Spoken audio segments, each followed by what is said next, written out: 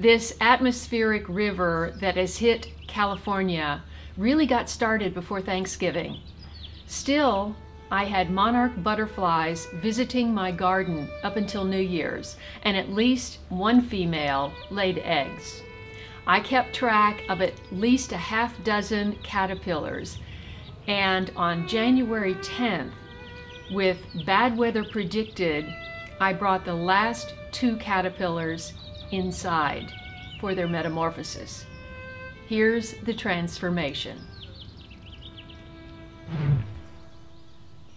The sole job of a caterpillar is to eat. It can eat its weight in milkweed in a day. When they reach 5th instar, they are programmed to stop and begin their metamorphosis. Caterpillars only leave the milkweed plant their egg was laid on to shed skin, find more milkweed, or to seek a place to transform.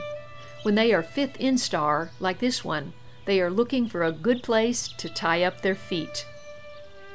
They freeze when they sense danger and try to play dead, one of their ways of self-protection. When I discovered a damaged caterpillar in the middle of the street, I knew it was time to act. These pop-out laundry baskets make great transitioning homes.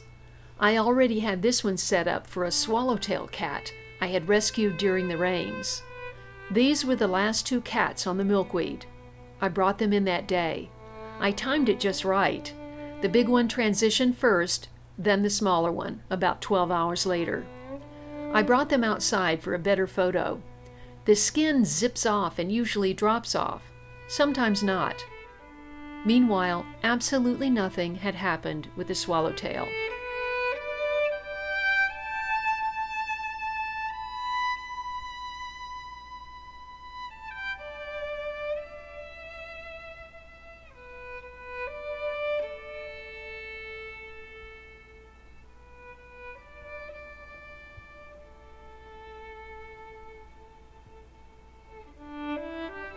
One of the seams of the chrysalis opens a crack. That begins to break the vacuum seal of butterfly to chrysalis. Basically, it comes apart at the seams. I thought for sure the big one was going first. Nothing was happening with the small one.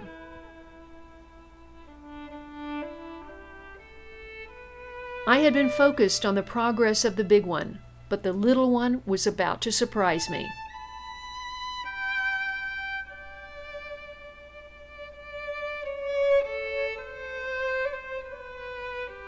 She had another surprise for me, too.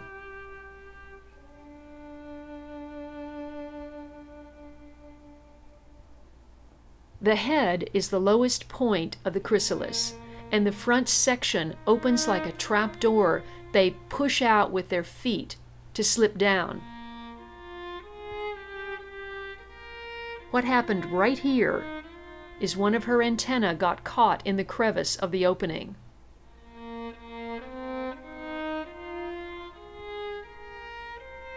What should have been an easy thing turned into a nearly 7-minute struggle to free her antenna.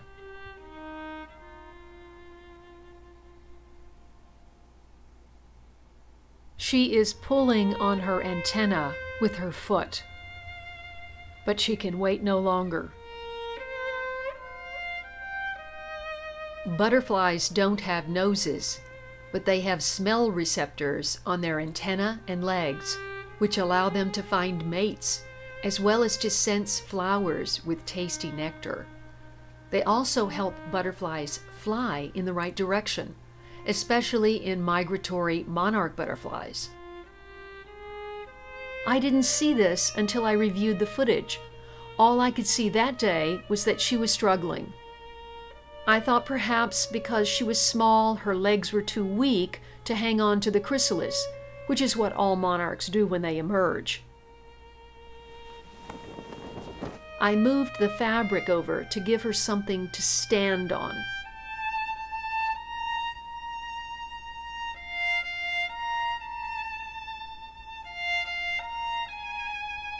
But she didn't take to it. I pulled it back.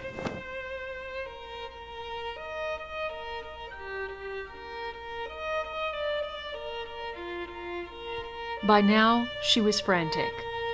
I tried again. The antennae must determine the time and where they need to be positioned in relation to the sun in the sky. They also sense direction of the wind, helping butterflies ride the currents. So you see, she instinctively knew to fight for her antenna.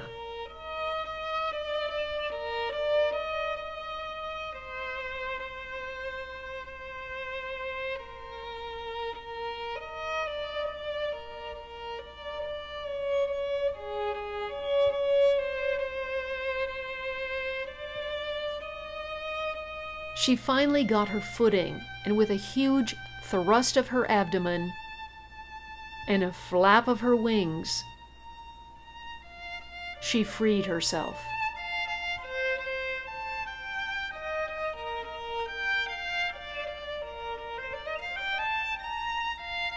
But she had exhausted herself before she had had time to recover from being born. What should have been happening during those first 7 minutes is zippering her proboscis. A butterfly eats mostly nectar, which is supped through their proboscis. When they emerge from the chrysalis, the proboscis is in 2 parts, like 2 straws, that must be zipped together. They have labial palpi beside their black compound eyes that look like furry ears that move, and they open and close the palpi to stimulate the 2 parts to fuse together. If they are not fused, a butterfly cannot eat. As if he sensed the drama with the small butterfly, he waited, and right on cue, the male made his entrance. It's a flawless delivery.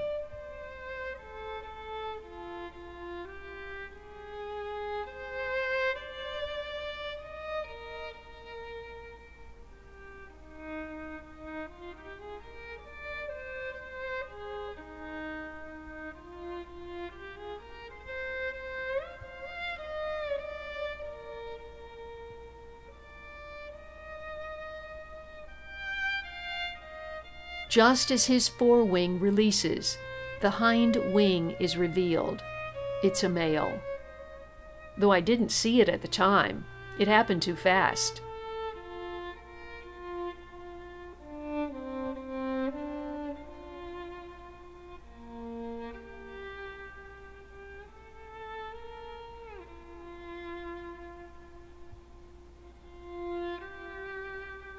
As soon as he gets a good grip on the chrysalis, he turns his focus to his proboscis.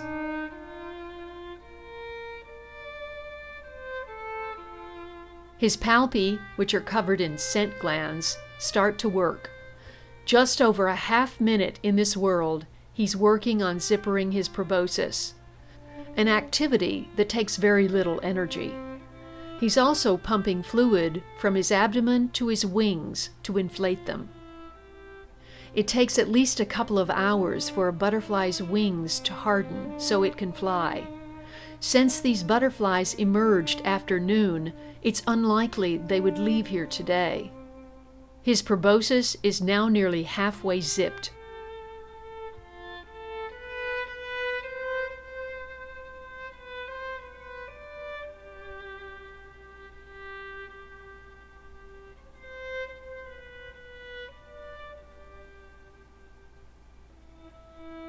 In this uncut 4-minute clip, his wings go from soft and curled to straight. Gravity works in a butterfly's favor. The fluid pumped from the abdomen flows down to the extremis of his wings. He's pumping them together as he's flapping his palpi and stretching out and curling in his proboscis. Butterflies come into this world quite coordinated.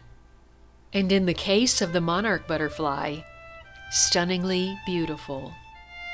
Meanwhile, the female is still recovering.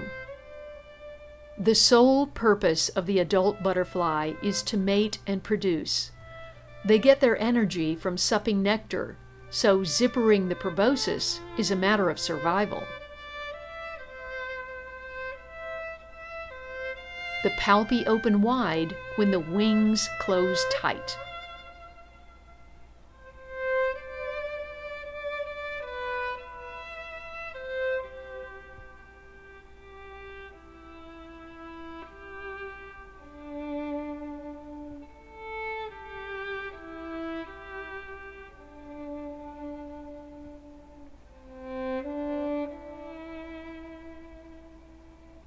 You can see just the two tips are left to zip.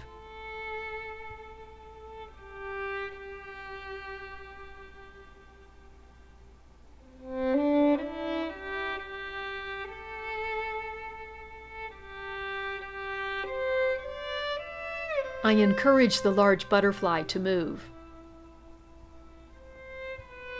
This is as far as he gets.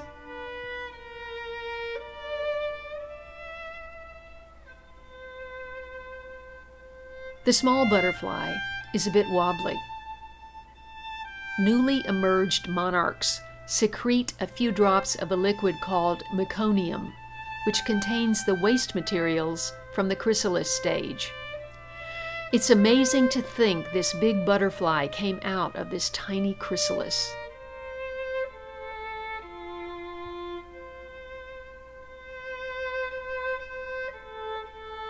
You can see these white spots from the chrysalis, but they are not the eyes. The eyes are solid black. I decided it was time to take them outside for some sun.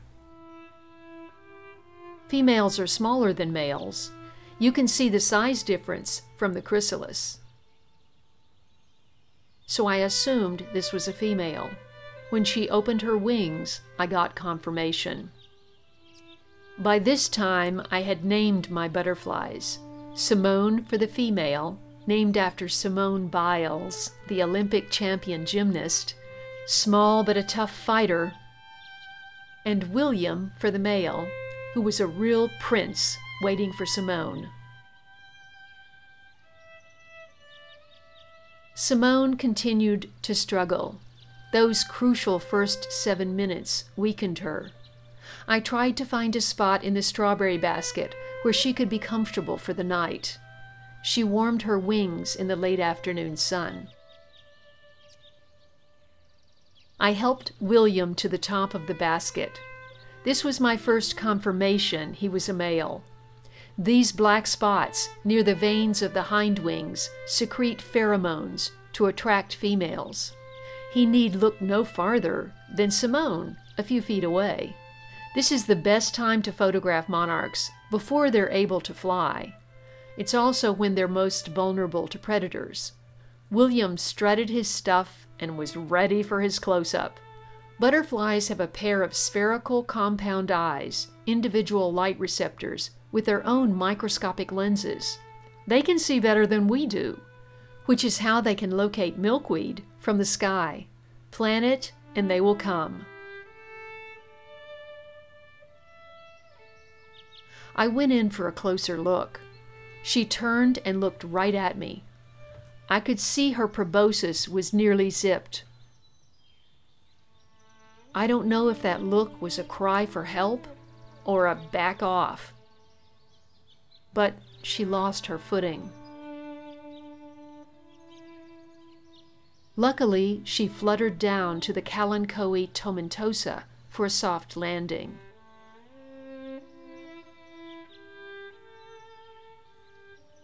Meanwhile, William was quite content to hang on to the basket, where he spent the night under cover of the porch. Simone never moved from that leaf.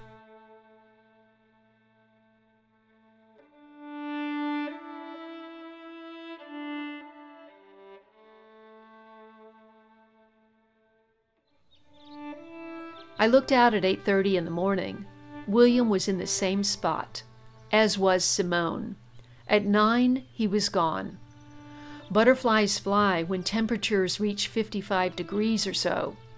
Simone was still there. Monarch wings flap an average of 500 per minute, or 5 to 12 times a second. Even so, I never saw Simone take flight. She looked perfect on the outside.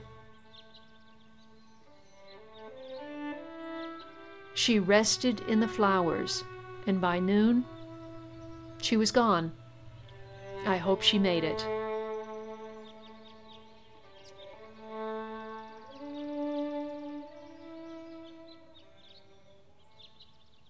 America's iconic monarch butterfly is in trouble. Its numbers have drastically reduced in the last few years, mainly due to habitat loss and the use of pesticides to kill weeds. Milkweed is a weed, but it's the only plant a female will lay its eggs on because it's the only plant the caterpillar will eat. Only 1 in 10 eggs at best become a healthy butterfly. You can help the monarch by growing milkweed. You could also become a monarch citizen scientist. Go to monarchwatch.org for more information and to get involved.